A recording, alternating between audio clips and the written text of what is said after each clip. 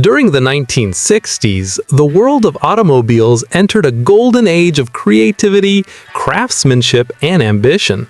Small numbers of unique vehicles were produced, often by hand, with an emphasis on design rather than mass production. These machines stood apart not only because of their scarcity, but also because of the bold ideas behind them. Some carried advanced aerodynamics long before such concepts were widely understood. Others showcased experimental engines that pushed performance beyond what was expected at the time.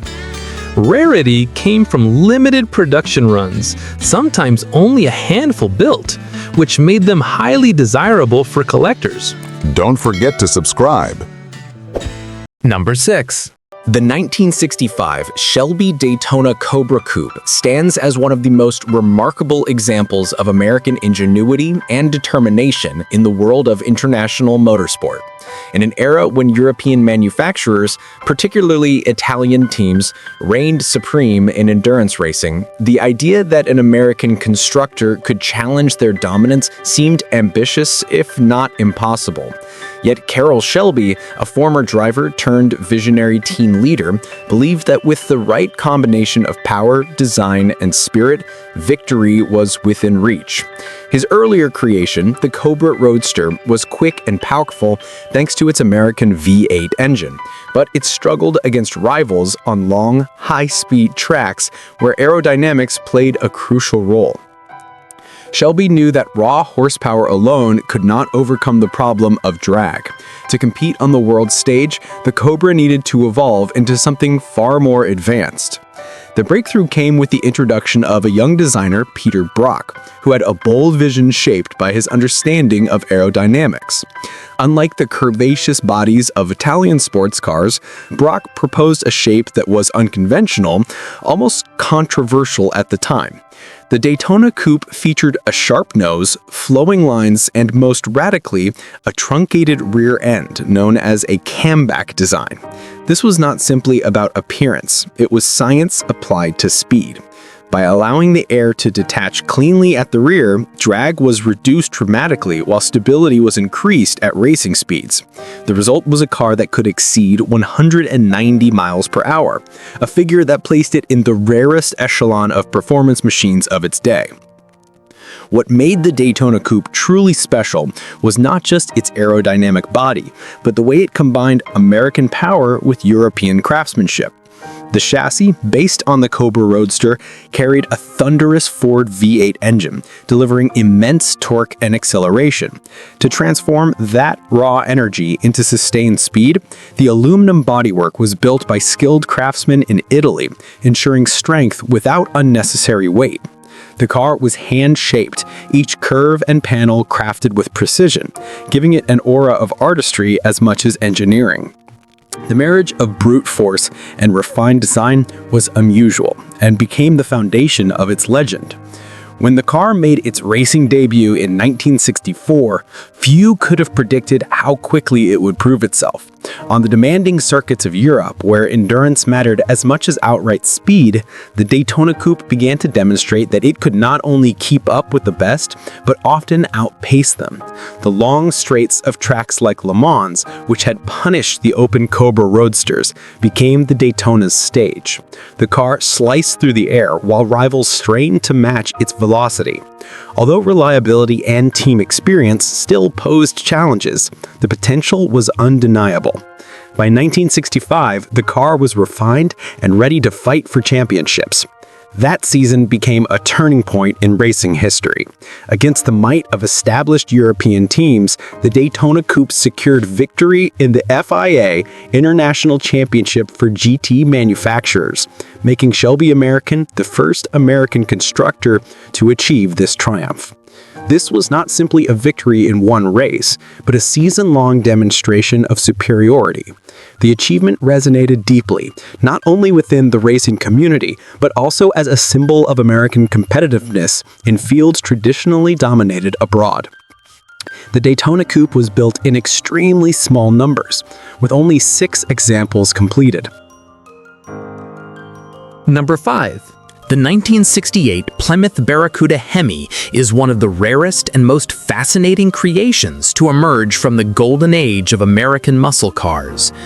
To understand its importance, one must first imagine the environment of the late 1960s, a period when Detroit automakers were locked in fierce competition for supremacy on both the street and the drag strip. Power was the ultimate currency, and each brand sought to outdo the others with bigger engines, more aggressive styling, and performance figures that stretched the limits of what a production car could achieve. Within this atmosphere, Plymouth, a division of Chrysler, decided to take a bold step that would produce one of the most legendary machines in muscle car history. That step was the marriage of the lightweight Barracuda body with Chrysler's most formidable engine, the 426 cubic inch Hemi V8. The Barracuda had debuted in the mid-1960s as a sporty compact car, based on the humble Valiant platform, but dressed in sleeker lines that appealed to younger buyers. It was not originally conceived as a fire-breathing muscle car. Yet as the decade progressed and the horsepower wars intensified, Plymouth realized that the Barracuda could serve as a potent weapon if given the right mechanical heart. The 426 Hemi, first developed for NASCAR racing and later adapted for limited production cars, was that heart.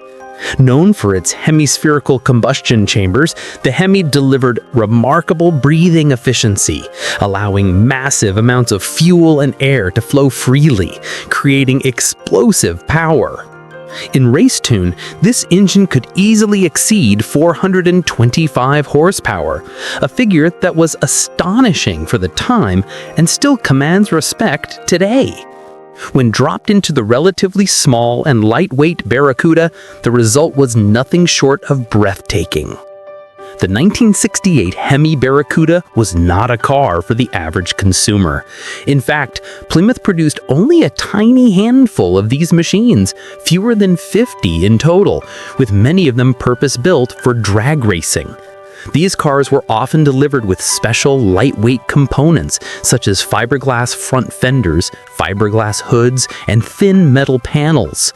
Interiors were stripped of unnecessary comfort features in order to save every possible pound.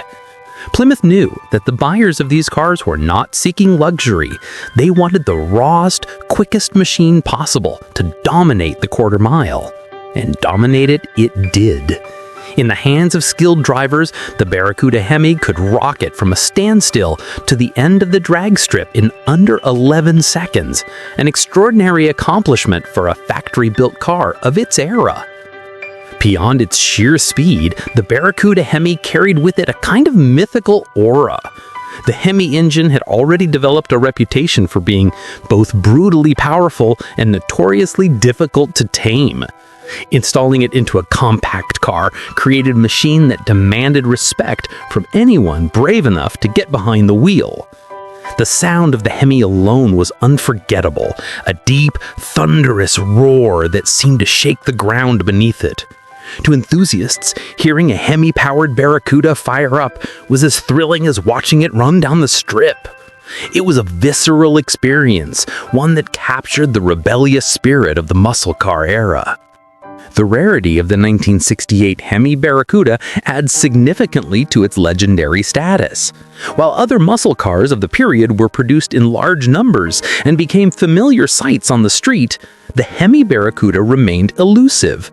Most people never saw one in person, let alone had the chance to drive it. Those who did often recall the mixture of exhilaration and intimidation that came with controlling so much power in such a compact package. It was a car that rewarded skill but punished carelessness. For Plymouth, the limited production was partly a practical decision. The Hemi was expensive to build and not intended for mass market appeal. Instead, these cars served as halo models, proving that Plymouth could stand shoulder to shoulder with any competitor in the horsepower wars. Number 4. The 1967 Mercury Cougar XR7G is one of the most intriguing and rarest expressions of American performance and style from the golden age of the muscle car. To appreciate its place in history, one must first understand the role of the Mercury division within the Ford Motor Company during the late 1960s. Mercury was positioned between Ford and Lincoln, offering vehicles that balanced affordability with a touch of refinement. While Ford had the Mustang to capture the hearts of young enthusiasts, and Lincoln catered to buyers seeking luxury, Mercury was tasked with offering something in between. Cars that combined elegance, sophistication, and power. The Cougar was Mercury's answer to this challenge. Introduced in 1967 as a slightly larger, more upscale alternative to the Mustang. It featured a longer wheelbase, hidden headlamps, and distinctive styling touches that made it stand out from its Ford sibling. It was marketed as a gentleman's muscle car, refined yet capable, stylish yet aggressive.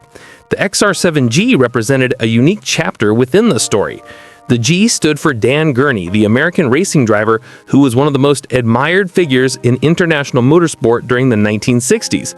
Gurney was not only a successful Formula One driver, but also a competitor at Le Mans, in IndyCar, and in sports car racing. He embodied both performance and sophistication, and Mercury's decision to connect his name to a special edition of the Cougar was a way to emphasize the car's racing pedigree, while maintaining its refined identity. The XR7 designation already denoted a more luxurious interior with features such as leather seating surfaces, wood grain trim, and additional instrumentation.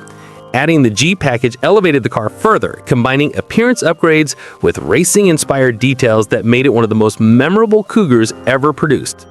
The XR7G was distinguished by a number of unique features that set it apart from standard Cougars. Perhaps the most eye-catching with the addition of Marshall fog lamps mounted in the grille, giving the car a European-inspired performance look. Hood pins, a unique hood scoop, styled steel wheels, and special badging reinforced the impression that this was no ordinary Mercury. Inside, the XR7G carried Gurney's signature on the console, a reminder of the car's connection to a world-class driver. Buyers could choose from a range of powerful engines, including small block and big block V8s, ensuring that the car's performance matched its bold styling. While it was not intended as a pure racing machine, the XR7G bridged the gap between street and track, a car that could deliver strong acceleration and handling while still offering the comfort and refinement expected from Mercury. Production numbers for the XR7G were very limited, making it one of the rarest variants of the Cougar. This scarcity has contributed greatly to its mystique. Unlike mass-produced Mustangs, the XR7G was built for a select group of buyers who wanted something distinctive. For many, the appeal lay not only in the performance, but also in the exclusivity. To own an XR7G was to signal that you appreciated both speed and sophistication, that you were drawn to the romance of racing, but also valued refinement. It was a car for those who wanted to stand apart from the crowd, and even at the time, it was recognized as something special. Driving an XR7G in 1967 would have been a uniquely satisfying experience. The car's longer wheelbase and refined suspension gave it a more composed ride than many of its competitors, while the available V8 engines delivered the kind of power expected in the muscle car era. The sound of the exhaust, the feel of the leather-trimmed seats, and the sight of the wood-grain dashboard created an atmosphere that blended excitement with sophistication. Unlike some muscle cars that were raw and unrefined, the Cougar sought to deliver a more balanced experience. The XR7G, with its racing-inspired details, added an extra layer of personality, making it both a driver's car and a collector's dream.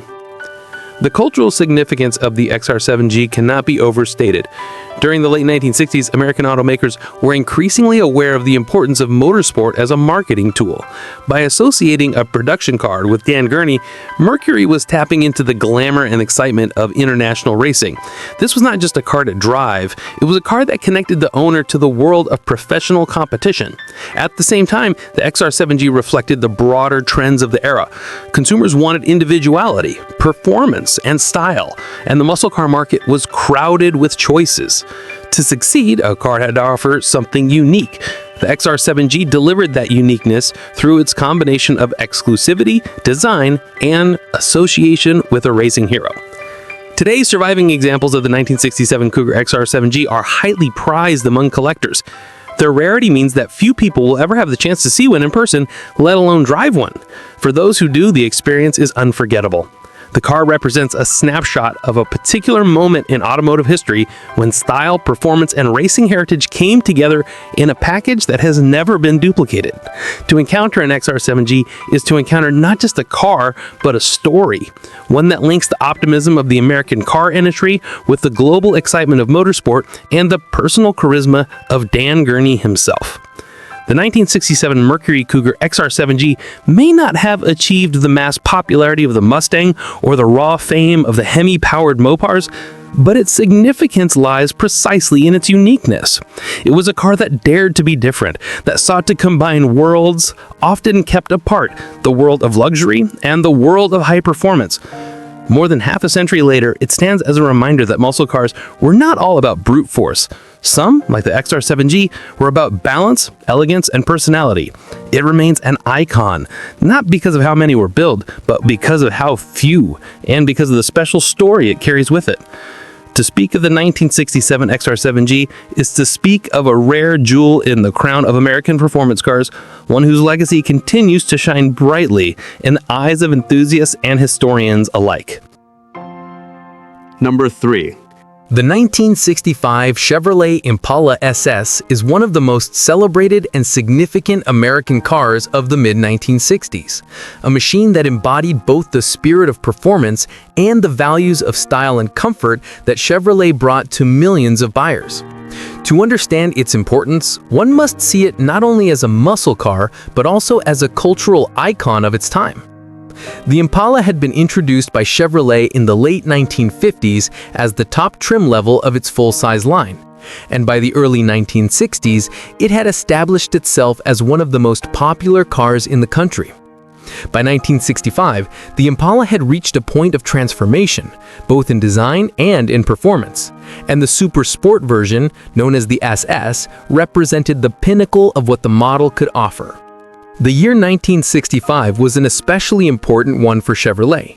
It marked the debut of a new platform for the full-size lineup, which included Chevrolet's largest and most elegant cars. The Impala was restyled with sleek, flowing lines, a longer and lower body, and a design language that gave it both sophistication and presence.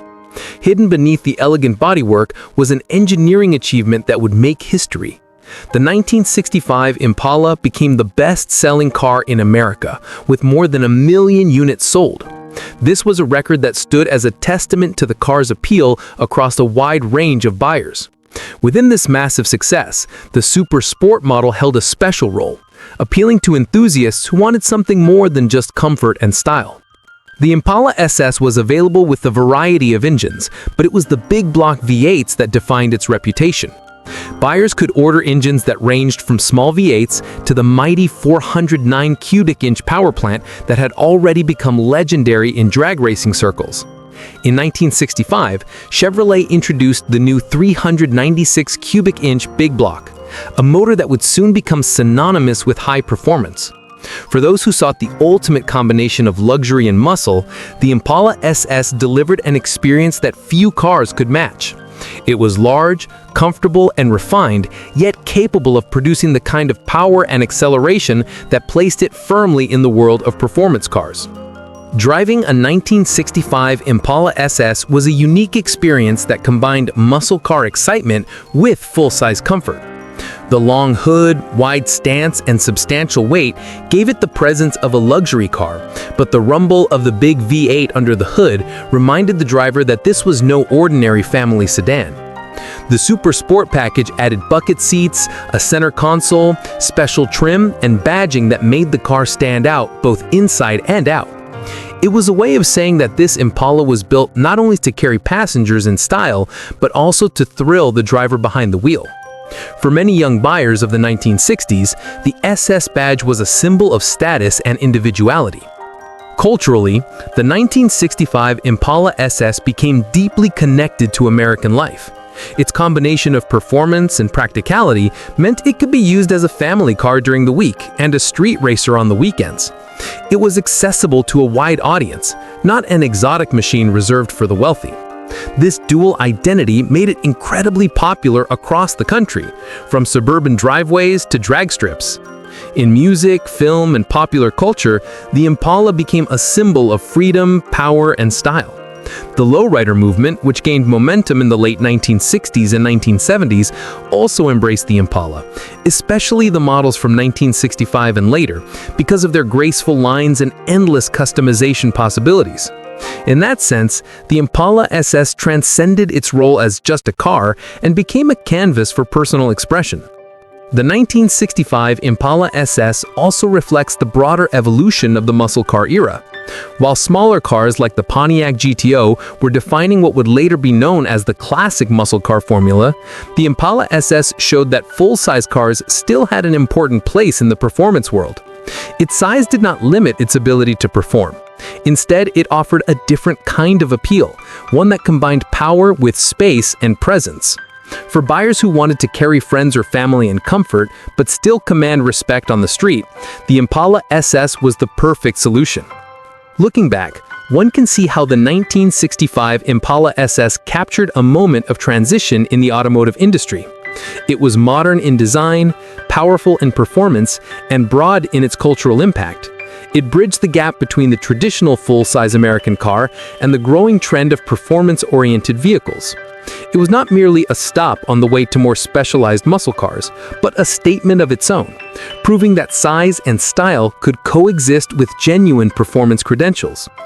Today, the 1965 Chevrolet Impala SS is treasured by collectors and enthusiasts around the world. Its rarity lies not in production numbers, it was built in significant quantities, but in the survival of well-preserved examples. Because it was often used as a daily driver, many were worn out or modified beyond recognition.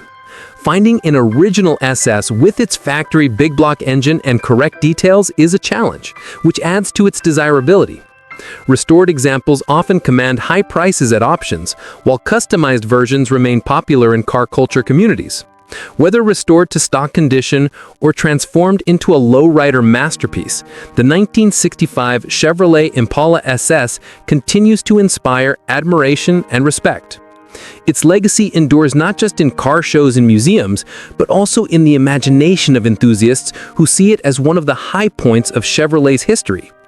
To encounter a 1965 Impala SS in person is to encounter a piece of living history. A reminder of an era when American cars were bold, expressive, and unafraid to combine style with power. The long body lines, the gleaming chrome, the SS badges, and the unmistakable sound of a big V8 all come together to create an experience that modern cars, for all their sophistication, rarely capture. It is more than a car. It is a symbol of a time when driving was as much about passion as it was about practicality. The 1965 Chevrolet Impala SS remains one of the most important cars of its decade, not only because of its sales success, but because of the way it connected with people on multiple levels. It was a car that could be admired for its beauty, respected for its power, and loved for its role in everyday life. Number 2. The Dodge Hemi is not just an engine. It is one of the most iconic symbols of American automotive power and engineering excellence, leaving an indelible mark on the history of motor design. The name Hemi comes from hemispherical, referring to the unique shape of the combustion chambers in the cylinder heads. This hemispherical design allowed for larger valves and better airflow, significantly improving combustion efficiency. As a result, the engine could produce more power while reducing energy losses, creating an impressive balance of strength and reliability. The first generation of Chrysler Hemi engines appeared in the 1950s as part of the Firepower series, immediately attracting attention from both engineers and racers. It was recognized as a revolutionary design that combined raw power with mechanical sophistication. The Hemi engine was developed as a high-performance power plant capable of competing with the best racing engines of its era. In 1964, the legendary 426 cubic inch Hemi, known as the Elephant for its massive displacement and tremendous power, was introduced. This engine was initially designed for NASCAR and other professional racing series, quickly proving itself virtually unbeatable. Its dominance on the track forced racing authorities to implement restrictions on its use, but Chrysler recognized the public's fascination with racing technology and began offering Hemi-equipped cars for the street in limited production. This decision gave birth to some of the most famous Dodge models, including the Charger, Coronet, Super Bee, and later the Challenger, all equipped with a Hemi engine. The technology behind the Hemi was groundbreaking for its time. The hemispherical combustion chambers allowed engineers to install larger valves and optimize fuel intake and exhaust flow, creating an engine capable of delivering extraordinary power while remaining reliable under high stress. Paired with advanced carburetor systems or later fuel injection, the Hemi was nearly unmatched in both efficiency and raw output. Beyond performance, the engine produced a distinctive sound that became a signature of Dodge and the Mopar brand. Its deep, thunderous roar could be recognized instantly, signaling not only speed, but also engineering mastery. Drivers and competitors alike respected the Hemi for both its performance and presence. During the 1960s and 1970s, the Dodge Hemi became a cultural icon, representing the golden era of American muscle cars. It was installed in street-legal performance cars as well as dedicated drag racing machines, showcasing exceptional acceleration and top-end speed. Cars with Hemi engines were nearly unbeatable on drag strips, and their reputation only grew with each victory. For many buyers, having a Hemi under the hood was more than a mechanical choice. It was a connection to racing technology, a chance to experience on the street the power and thrill of professional competition. Owners of Hemi cars were not just drivers. They were part of a culture that celebrated speed, performance, and mechanical excellence. The impact of the Hemi extended beyond street cars into professional racing. Many drag racing vehicles, including funny cars and top fuel dragsters, were built around the Hemi engine, demonstrating its versatility and unmatched power. Dodge used the engine as both a marketing tool and a performance benchmark, showing that their cars were not just consumer vehicles, but serious contenders in the world of motorsport. This approach helped cement Dodge's reputation as a brand that combined engineering expertise with a passion for speed and competition, creating a lasting legacy that continues to influence automotive culture. Even after the end of the classic muscle car era, the Hemi name endured. In the early 2000s, Dodge revived the Hemi for a new generation of engines, installed in the Charger, Challenger, and Ram trucks. These modern engines retained the philosophy of power and durability while adapting to contemporary emission standards and fuel efficiency requirements. Despite technological changes, the new Hemi engines maintained the spirit of the originals, continuing to symbolize strength, aggression, and performance. For enthusiasts, the name Hemi still carries the aura of the original engines that made Dodge a dominant force in motorsport and performance culture. The cultural significance of the Dodge Hemi cannot be overstated. It became a symbol of an era when engine power was not just a technical specification, but a statement of identity and status. Owning a Hemi-equipped car signified knowledge, taste, and an appreciation for performance engineering. For automotive historians and enthusiasts, the Hemi represents the intersection of innovation, raw power, and cultural influence. Number 1. The 1962 Dodge Dart Max Wedge stands as one of the most dramatic and important cars of the early muscle era, a machine that helped set the stage for the horsepower wars that would dominate the rest of the 1960s. To understand its place in history, it is important to look back at the atmosphere of American performance culture in the early part of that decade. Detroit's manufacturers were beginning to realize that performance sold cars, not only on the drag strip and racetrack, but also in the showrooms. Young buyers were looking for more excitement, and automakers were eager to establish dominance in the growing field of factory-backed racing. Chrysler, already respected for its engineering, decided to make a bold move by creating a car that would be purpose-built for drag racing, yet still available to the public in order to meet sanctioning rules. The result was the Max Wedge program, and the 1962 Dodge Dart was one of its first and most formidable expressions. The Max Wedge was not just an engine, but an entire package, officially known as the Maximum Performance Wedge. It was built around Chrysler's already powerful big block V8, but extensively modified for racing purposes. Offered in displacements of 413 cubic inches in its earliest form, the Max Wedge engine featured high compression ratios, aggressive camshafts, cross-ram intake manifolds with twin 4-barrel carburetors, and free-flowing exhaust systems. These changes gave the engine explosive power, with output that far exceeded the advertised numbers. In reality, the Max Wedge cars were capable of producing more than 400 horsepower, which in the early 1960s was an astonishing figure for a factory-built vehicle. The name Wedge referred to the wedge-shaped combustion chambers that gave the engines their efficiency and power. The Dodge Dart, chosen as the platform for this program, was a full-size car for 1962, though smaller than some of its competitors. Its relatively lighter weight compared to larger full-size rivals gave it a performance edge when paired with the Max Wedge engine. Dodge engineers reinforced the car with heavy-duty suspension components, strong driveline parts, and special gearing to handle the enormous torque that the big block delivered. Buyers could order their Dart with various levels of strip readiness, including lightweight versions that deleted unnecessary trim, sound deadening, and comfort features in the pursuit of quicker elapsed times. These cars were not built for luxury, they were built to win races. On the drag strip, the 1962 Dodge Dart Max Wedge quickly proved its worth. It was brutally fast in a straight line, capable of quarter-mile times that embarrassed many rivals. While competitors like Chevrolet and Ford were still relying on slightly detuned street engines for their performance models, Chrysler's Max Wedge cars represented a different philosophy. They were factory-built hot rods, designed from the start with racing in mind. This dedication gave Dodge a reputation for seriousness and made the Dart Max Wedge a feared competitor wherever it appeared. The appearance of these cars was deceptively ordinary, which only added to their mystique.